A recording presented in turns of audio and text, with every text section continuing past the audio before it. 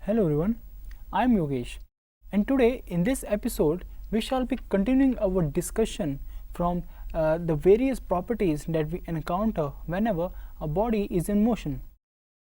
If you remember, in our previous episodes I gave you a riddle to solve.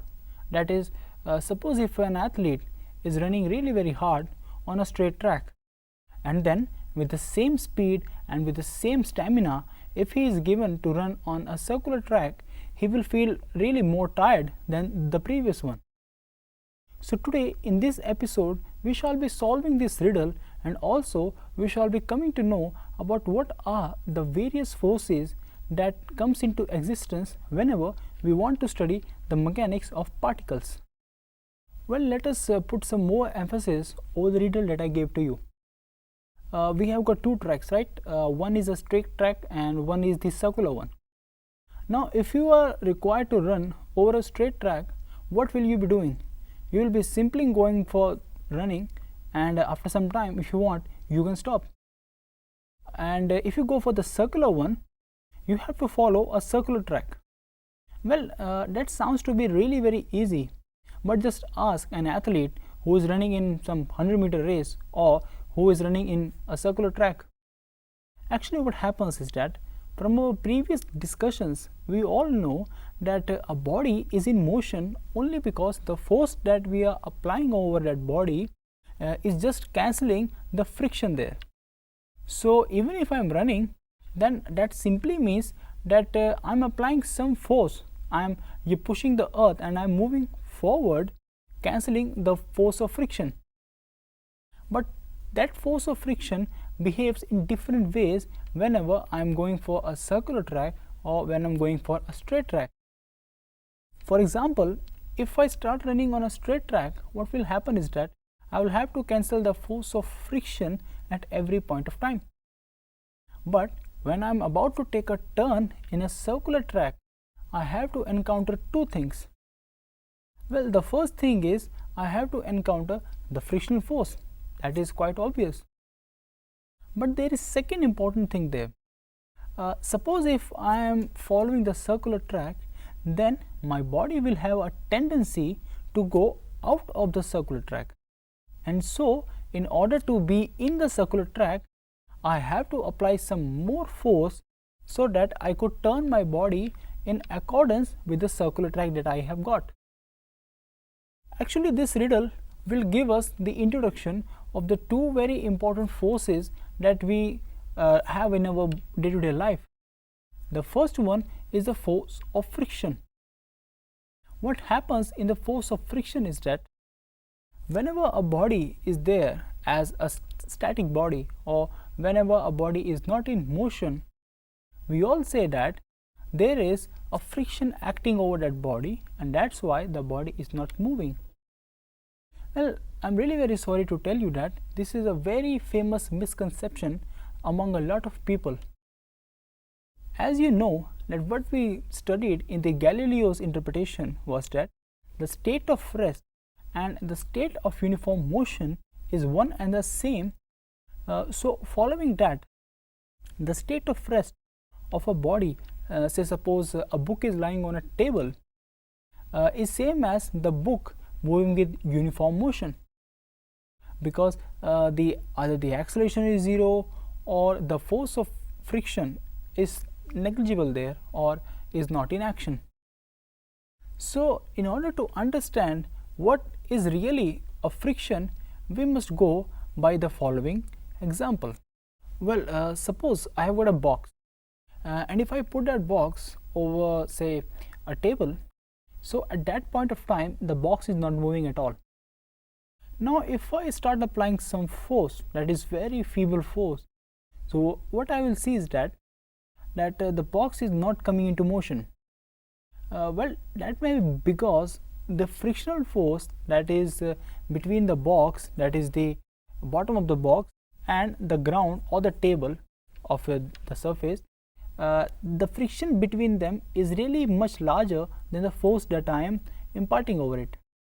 And so there is a very peculiar concept there, that is the impending motion. Actually, impending motion is something like if I am trying to move a box, actually the box is not moving, but it is tried to move. It is something like a sort of a virtual motion. I am pushing a box, the box is just about to move, but it is not changing its coordinates, or it is not moving at all. Here at this point, when the force that I am applying is really much less or is a bit feeble than the frictional force, the type of friction that is coming into existence is known as the static friction. The static friction is the friction which I can see whenever I am just about to move something kept over a surface, but it is not moving at all. Now once I apply force greater than the frictional force or the static friction at that point, the box will start to move. But on the course of its movement, the box will be experiencing some frictional force from the surface, and that frictional force is known as the kinetic friction. So in short, what we can summarize is that we have got two forces, that is from the category called the friction. One of them is the static friction and the other one is the kinetic friction. The static friction is always there whenever I'm just about to move the box, but it is not actually moving. And whenever the box starts moving and it is on the course of its motion, the kinetic friction will comes into existence. Well, there are always some constants of friction. Like for static friction we have got a constant, and the kinetic friction we have got some other constants. We are not going to exactly deal with them, because we are only here to discuss the qualitative aspect of them, which will help us to go deeper into the concepts. Now we will move on to the example of the athlete who was running on a circular track. As what he told me was that he was having an urge to go out of that circular track. Well, actually it's a very common experience whenever a body is moving in a circular track or is having some circular motion. If you have played some games in your childhood, like tying a stone with a thread and then you are moving it like this. So if by chance you are not able to hold that string, what you will see that once the string is out of your reach, it will straightway go out of the circular orbit that you have created by moving it in this way. This is a very common experience that every object is having whenever it is going in a circular motion. But there is also the second thing of it.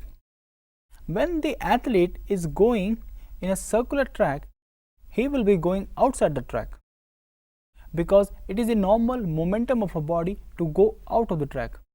And then in order to be in that circular track, he will have to encounter the first thing, the frictional force, and then he will also have to apply some more force to be in that circle. Now this is a very good thing. We got our clue and hence the riddle is solved.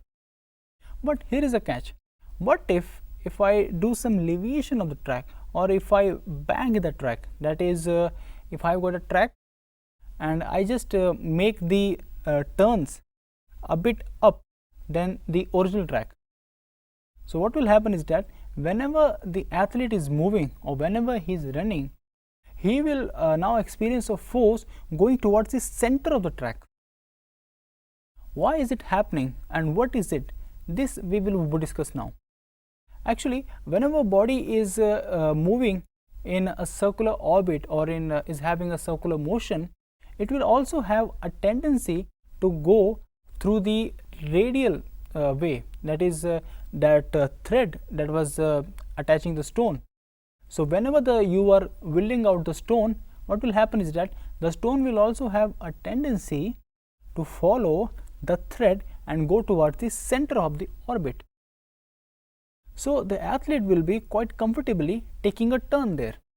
and then you may also see that the athlete is quite happier than the previous instance. So let us just summarize the riddle that we have solved.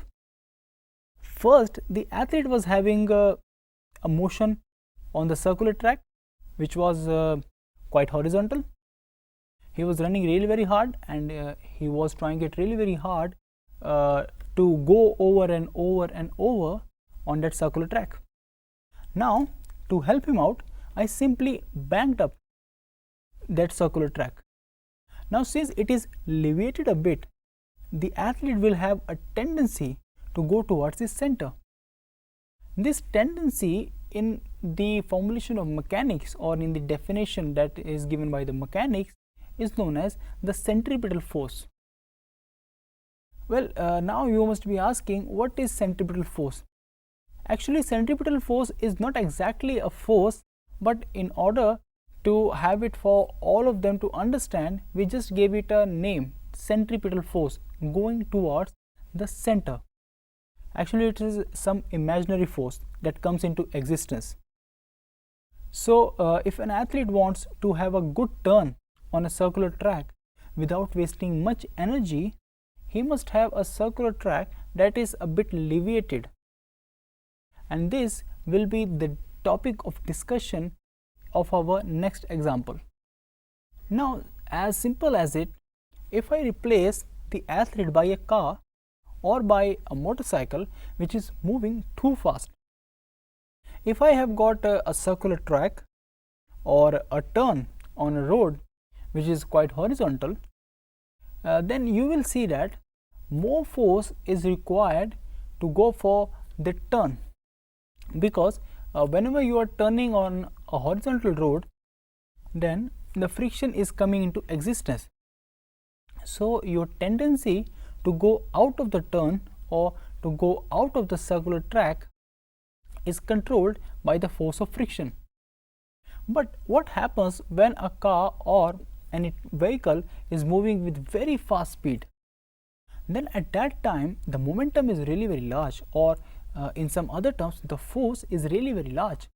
So there is no role of friction to have that body or that vehicle to move in that circular track or to take a very quick turn.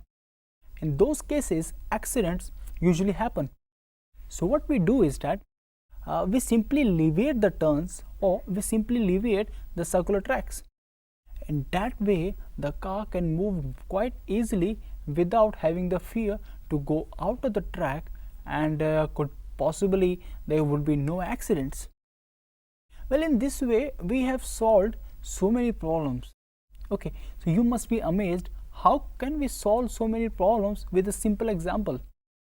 Actually, see, the centripetal force and the frictional force are very two common forces that we encounter in mechanics. The centripetal force is something like, if a body is moving in a circular track, it will try to attract it towards its center.